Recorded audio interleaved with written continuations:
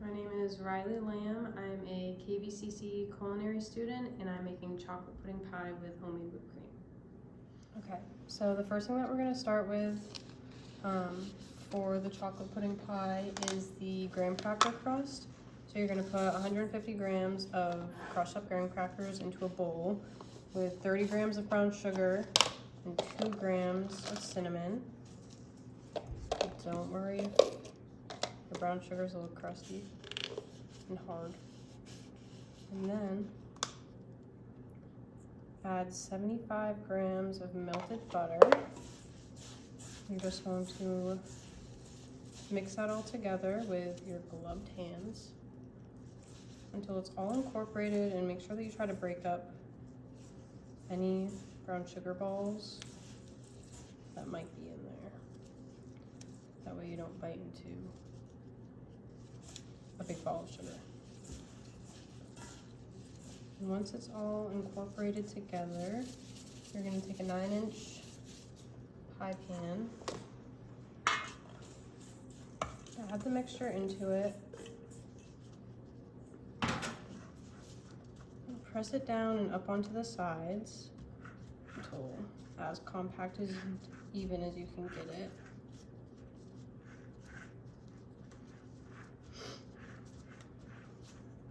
But it doesn't have to be perfect.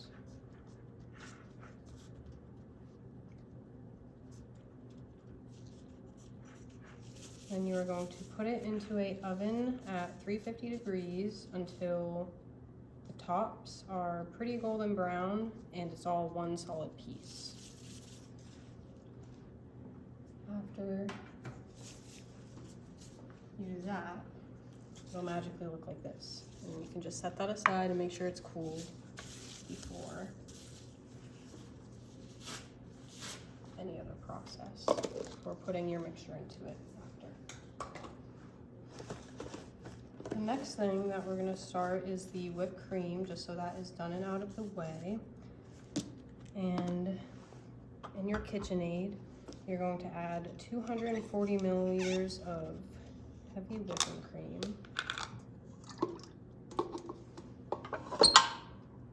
And whip that on high until it starts to thicken up.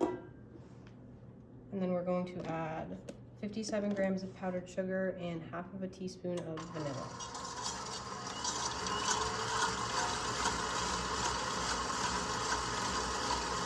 And while that is whipping,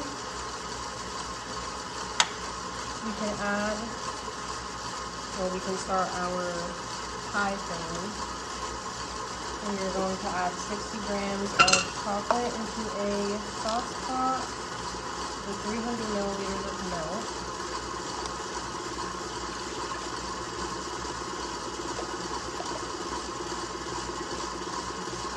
And just turn that on medium and keep an eye on it until the chocolate is melted, stirring a little bit frequently so it doesn't burn onto the bottom. While that is melting and our whipped cream is still whipping, we are going to take our 7.5 grams of sheet gelatin and put some warm water in it. That way that it gelifies and is ready to use when our filling is ready.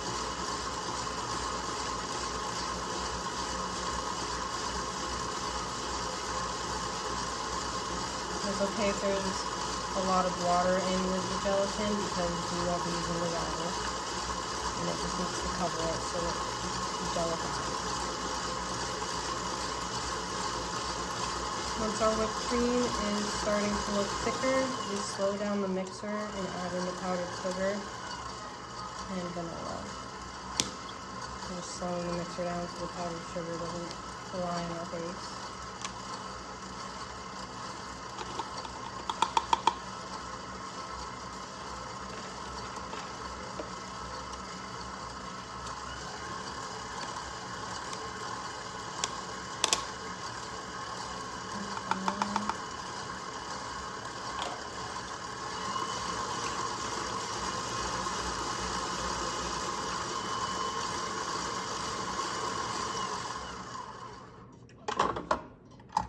Once your whipped cream is done,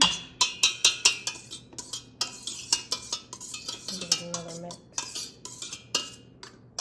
It's going to look like this. Not liquid anymore, and we're just going to put that into a piping bag with a star tip on it, which is going to look like this in the end. You can also just set that aside so it's ready for when you need it.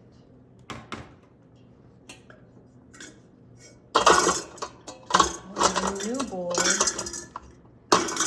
with another whip attachment because we're going to whip egg whites for our filling.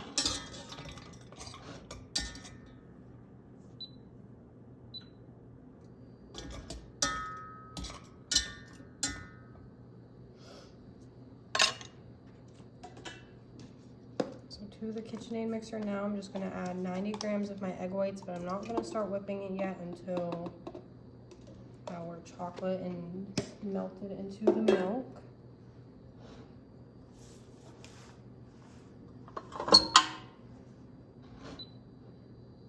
You can turn that up higher than medium as long as your full attention can be on it.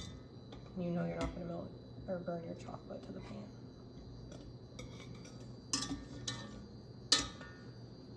And then once our chocolate is melted, we're going to add in 65 grams of sugar with just a pinch of salt mixed with that, and then 54 grams of egg yolks as well. Now as that melts, we can drain out our gelatin just so we don't get too much of that water in it when we go to use it.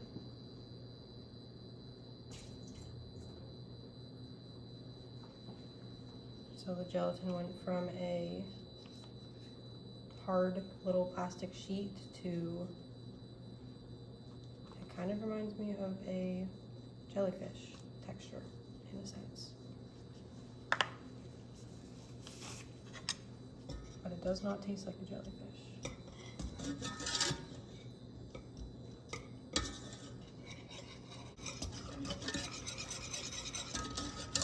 And a whisk over probably any other utensil for this, only so you can incorporate it better into the milk.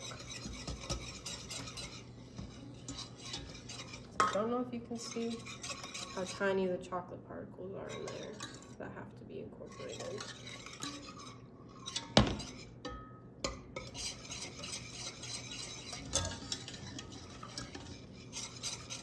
Once our chocolate is basically all melted, again, we are now going to add the 65 grams of sugar, a pinch of salt, and our 54 grams of egg yolks.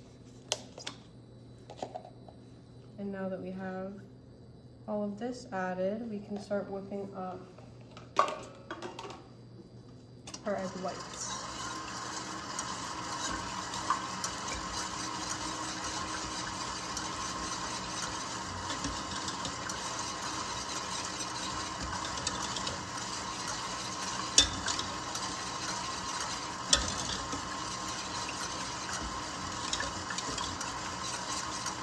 And then again, you just want to boil this mixture until it's just a little bit thick. Then we are going to add it to an ice bath and cool it down to 65 degrees. So just below 80 degrees.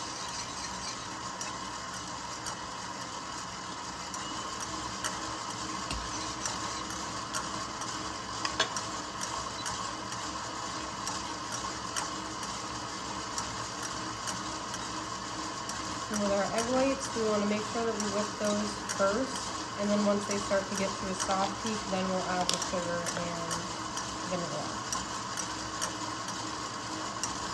And for the sugar, it's going to be 25 grams and about 5 milliliters of vanilla for the egg white mixture.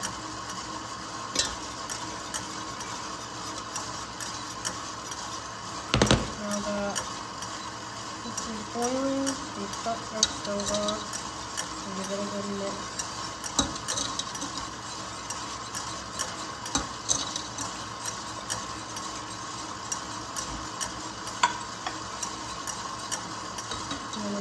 bring over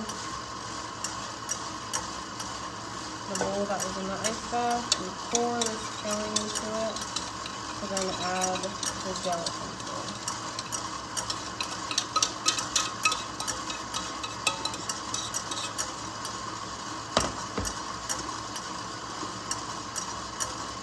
Just kind of squeeze out any excess water if you can, but it's okay if a little bit gets into it. And just whisk that together and make sure that the gelatin is fully incorporated and melted into it, so you don't bite into a little sheet of unflavored gelatin.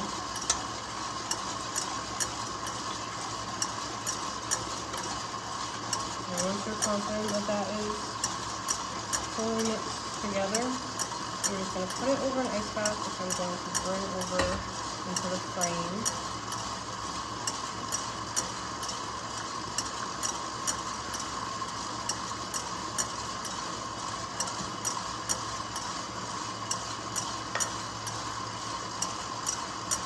Use the KitchenAid.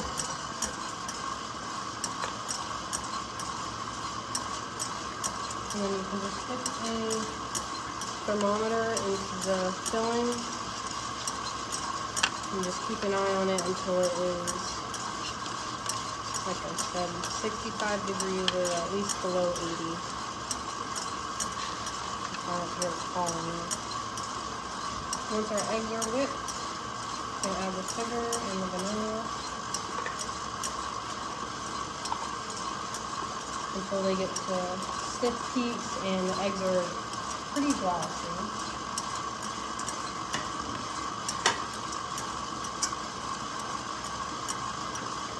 And just clean up our area.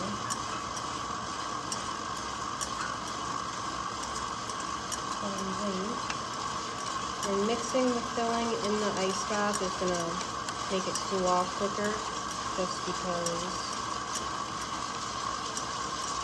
you're incorporating more cool air into it, and then also having the new hot mixture touch the cold sides now.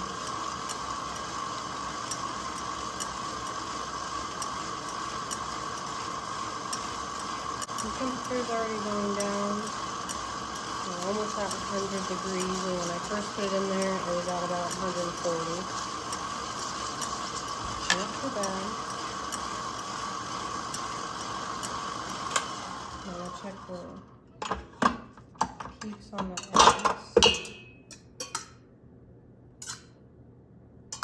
Okay, our eggs are done.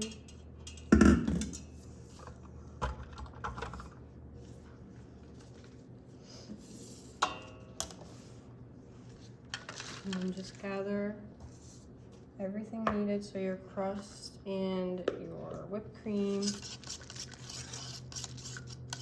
you can put your pie together.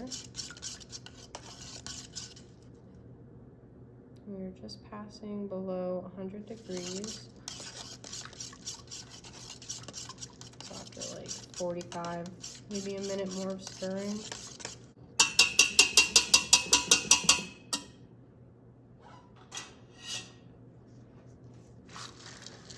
That right out of the ice bath. And take your whites and just lay them right on top of the chocolate mixture. And with a spatula, we're just going to fold it into each other.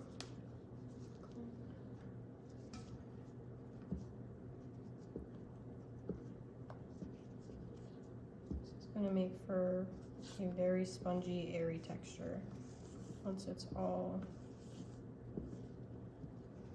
done and solidified in the fridge. Because after we put this filling in the crust, before putting the whipped cream on, you want to let it sit in the fridge for about an hour before serving and eating it. And once it's fully incorporated together, just pour it right on top of the crust.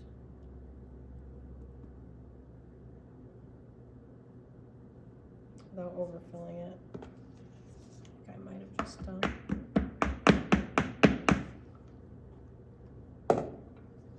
And then this you are going to refrigerate, like I said, for about an hour.